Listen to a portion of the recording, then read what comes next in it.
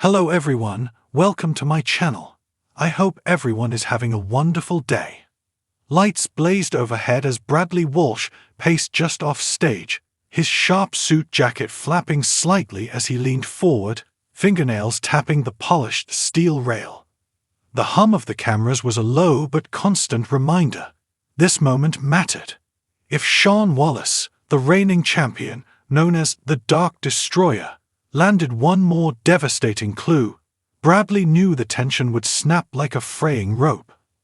Across the carpeted stage, Shaun sat, cool, composed, eyes glinting with calculated confidence.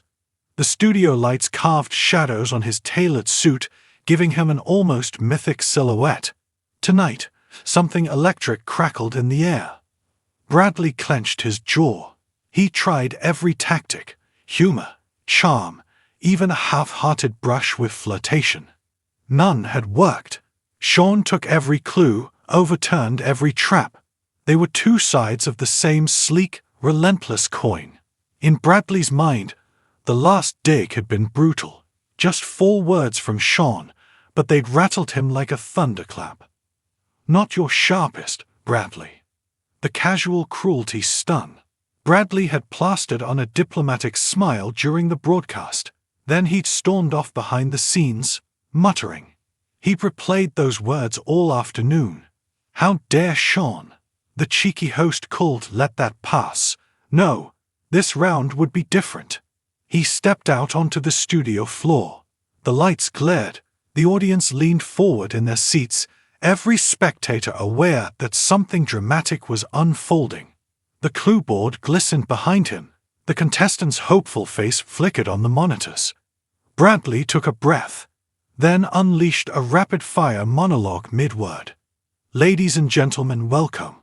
He paused, took a sweep of the audience, and smiled like a man who just tasted victory. But his eyes flicked back to Shaun. The gauntlet was thrown. The recording resumed. A contestant, Rachel from Bristol, was on her hot seat.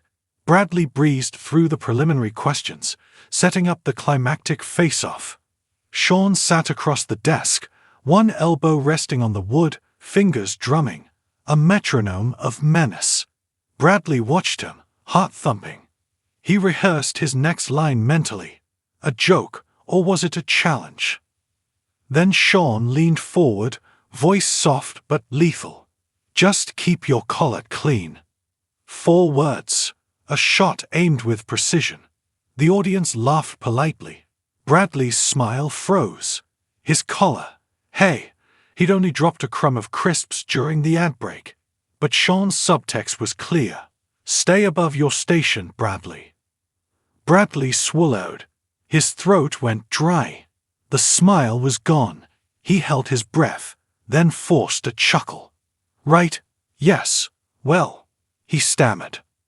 From behind the scenes, a director nudged Rachel, "And your first question is..." But Bradley was stuck. Hatred bloomed in his chest, but he was a performer. He could play the game. He had to. An hour later, or so it felt, the show ended. Shaun strutted off, confident swagger in every step. Bradley lingered. He needed to speak, to burn off that dig. "Shaun," he called. Shaun turned, eyebrows raised. He stood by the side door.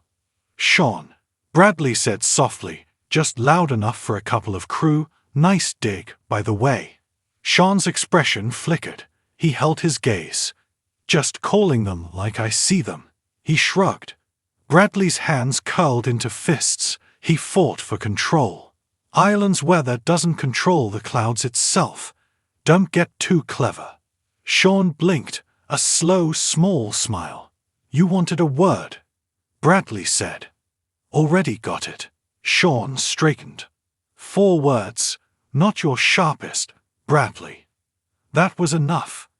Bradley's vision narrowed, anger stitched across his face. The lights were off now. The building was hushed.